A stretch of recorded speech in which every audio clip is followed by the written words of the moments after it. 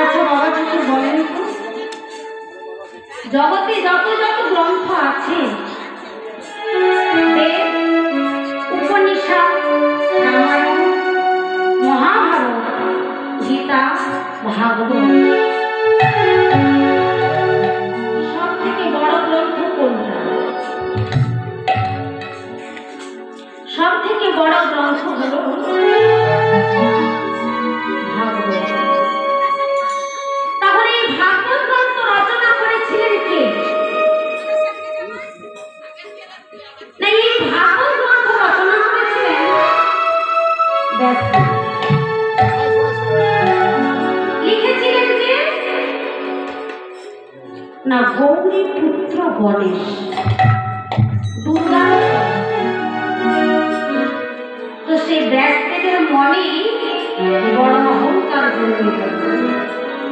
ব্যাসদেব একদিন ভোরের বেলায় মনে মনে ভাবছে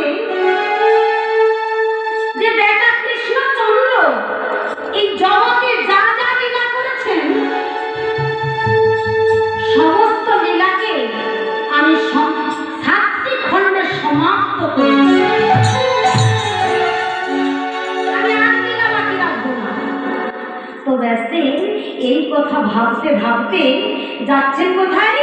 না, সূর্য নদীতে চলেছে। কেমন ভাবে যাচ্ছে? না, নাম গাইতে গাইতে যাচ্ছে। বলছে, পথ চলিতে আর